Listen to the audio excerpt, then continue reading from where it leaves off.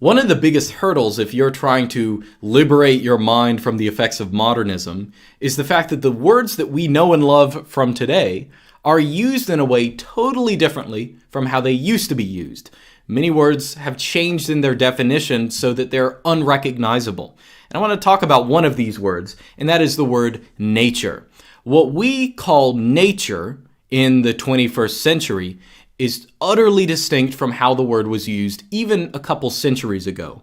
So if you read something written even in the early Enlightenment or the Middle Ages or antiquity, and they talk about nature, you are going to misunderstand everything that they really mean. Now, the word nature originally comes from the Latin word natura, which sometimes is translated as nature. Sometimes the concepts overlap, but it ultimately, at its core, means something very different.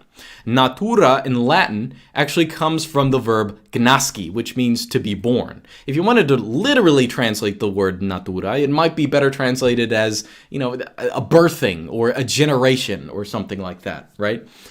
Now, how the concept was understood was that nature is not like a snapshot of all the green stuff outside your window. That is, modern man divides the world into the natural world and the artificial world, okay? That is not how people used to use the term at all. How it used to be used is nature is a kind of generative process of the universe, a general generative process, something that's happening at all times and places. Humans perform nature, as do plants, and even the universe itself. When people talked about nature, it was something that happens, it unfolds over time and continues itself.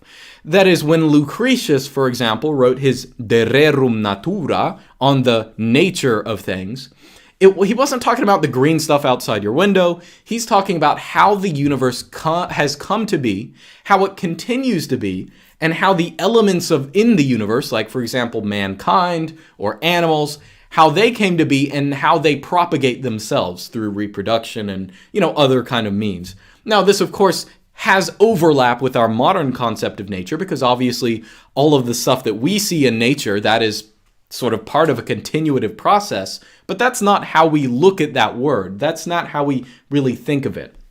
Now, why is this important? Well, it's important because if you're reading anything written only a couple centuries ago, you are going to, and you have this modern definition of nature in your brain, you are going to misunderstand everything. You're not going to get the point. Let me give you a minor example. First off, a couple weeks ago, I did a video on Dante's Inferno, very briefly. I think it was called Who's in the Deepest Pits of Hell, okay? In that video, actually not in this video, I'll give you more about Dante's Inferno. In Dante's Inferno, of course, in his Divine Comedy, of which the Inferno is the most popular book, there's a point where Dante is being led through, I think it's the 7th circle of hell, by Virgil, of course, as his guide, and they run across people who commit crimes against nature. They're actually very deep in hell. That's a very severe sin. So what is a crime against nature? Now, if you read Dante's Inferno with the modern goggles on, you will think, oh, well, wait, man, crime against nature. It's like Infern Gully, dude. It's like cutting down trees, man. It's like putting out too much CO2 and like global warming, man. That's what a crime against nature. No, that's not what a crime against nature is in Dante's view or anyone else's view at this period. The people punished for crimes against nature in Dante are actually people like sodomites and usurers are the two big examples that he uses down there. Now, why sodomy? Why usury? Why are these crimes against nature? Well, sodomy should be sort of an obvious case because in the view of antiquity, in the view of the Middle Ages, and really just anyone before the 20th, 19th century, nature as this continuative process, if you break the chain in reproduction, if you break the chain in procreation, that is a crime against nature. So sodomy is an example of using the human sexual outlet, which is really mankind's greatest asset in continuing nature because he can produce children.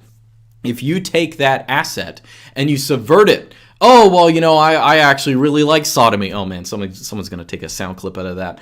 But if you subvert it to some other end, like sodomy for sexual pleasure or something like that, then that is something that is a crime against nature. It's misusing your inbuilt sexual function for something that is non-natural. Now, in this view, I want you to bear in mind how different our modern view of nature is, or what constitutes natural, from this traditional view. That is, people nowadays will ask themselves, oh, is homosexuality natural or not? Okay? And when modern people say that, they mean, do we see it in the animal kingdom? Do animals commit some kind of homosexual acts or something like that? To people in antiquity or in the Middle Ages, that is utterly not the point in saying something is natural or not. We might see some kind of homosexual behavior in the animal kingdom. Actually has nothing to do whatsoever with whether it's natural or not. It is obviously, in this original definition of the word, not natural. It is non-procreative. So that's sodomy. Why is usury punished in the seventh circle of hell?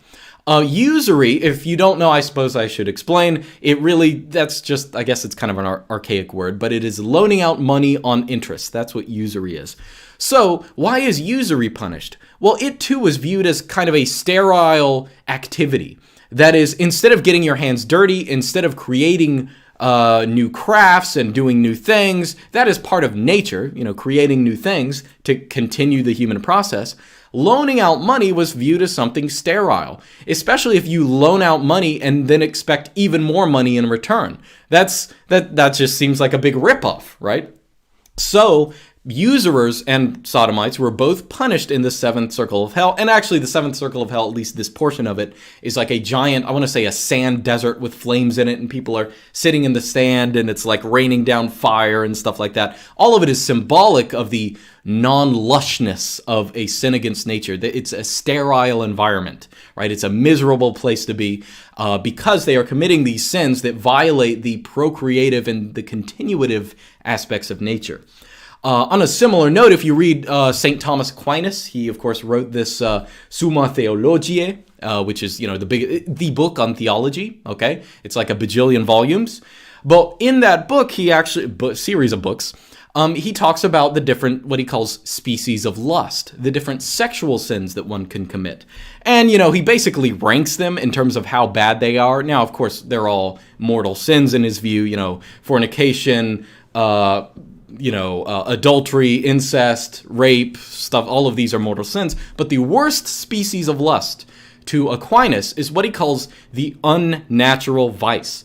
And if you're a modern person, you look at this and you're like, what does that mean? He doesn't really spell it out. And one of the reasons he doesn't spell it out is because it's so obscene to him. He doesn't he doesn't really describe it. But it actually is a constellation of sexual behaviors, all of which divert man from procreation to sexual pleasure just for sexual pleasure's sake, right? And that includes something like sodomy. It might include bestiality. It includes contraception. It includes masturbation. All of these are aspects of the unnatural vice. And mind you, he views these as worse than adultery, okay? And that is because at least in the case of adultery or fornication or something like that, at least there is, it is not a crime against nature itself. You still can have procreation in it. So crimes against nature, even if they are what a modern person would call a victimless crime, dude, that is viewed as something far more severe. And of course, these sins can be committed against people as well, even in the modern definition. But I suppose the passing irony now is that in very many domains, the modern notion of what is natural goes very much against what the vision of nature in antiquity was. For example, someone nowadays, let's say these protest movement people who go out and march, say, I love the environment, dude. We gotta save nature. We gotta all get sterilized so we don't harm nature by having too many humans.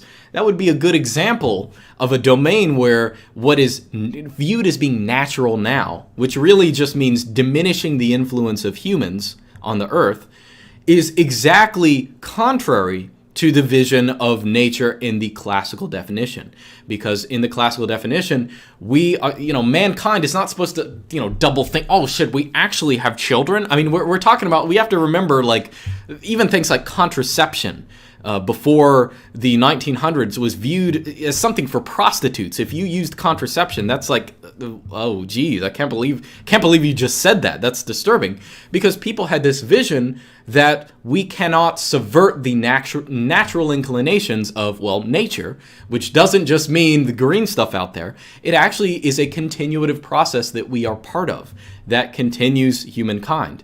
And yeah, so hopefully that makes it clear when you read these books, when you read theologians or philosophers talking about things being unnatural, you have to understand that in the way that they intended it, not the way that modern people perceive it based on how the word has changed over the years. Anyway, that's about it.